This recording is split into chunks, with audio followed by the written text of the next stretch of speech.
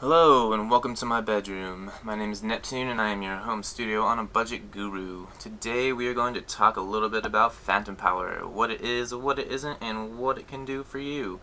So in a nutshell, Phantom Power is a way for one device to send 48 volts of DC power to another device that requires that power to operate. The devices with Phantom Power typically are either a audio interface, a microphone preamp, or some sort of audio mixer. And devices that they connect to that need power are condenser microphones, active DI boxes, and sometimes ribbon microphones. The most common being the condenser microphone. If you simply take a condenser microphone, plug it in, try and record something, it simply will not work without power. So this is where Phantom Power comes in. So how does the device get power to the microphone?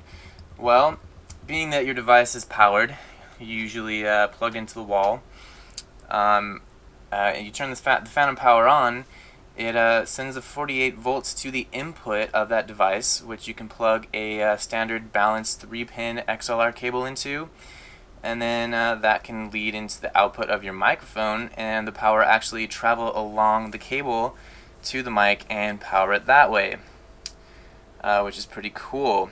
Some older or kind of top-end condenser microphones will have different ways to power them.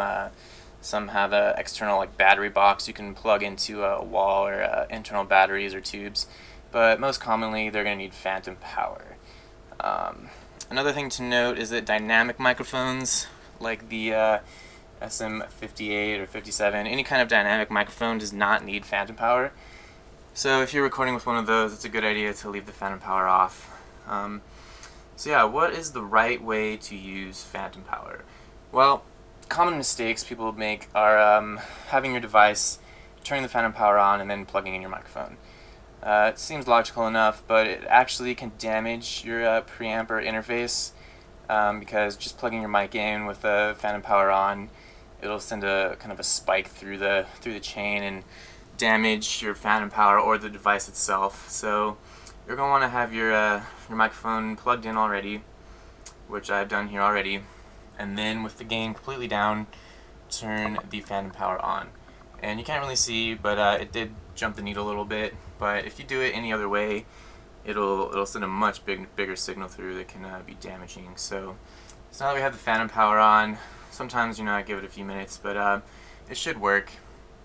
I do remember I did have an interface that required you to turn the phantom power on first before you plug the microphone in.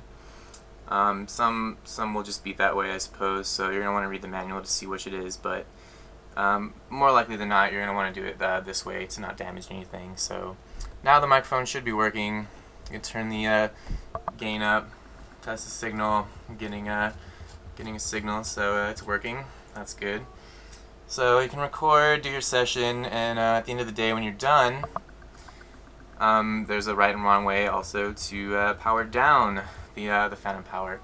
So you don't want to just unplug the mic with the phantom power on. Again, that'll send a signal through it and damage it potentially. So turn your gain down again, all the way to 0.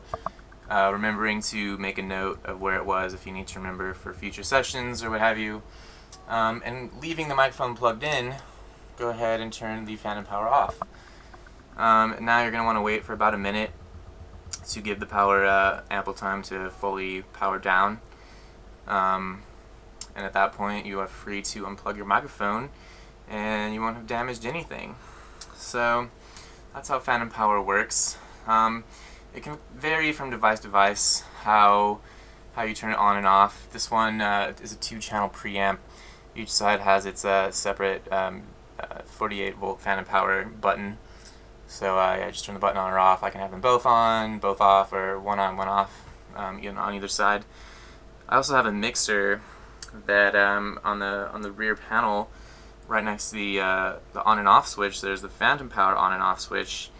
And by turning that on, the mixer has 6 XLR inputs, and when you flip the phantom power on, it automatically sends power to all 6 of the inputs, the XLR inputs. So it varies from device to device. So Again, you're going to want to read the manual, see what the manufacturers say to do with their specific phantom power.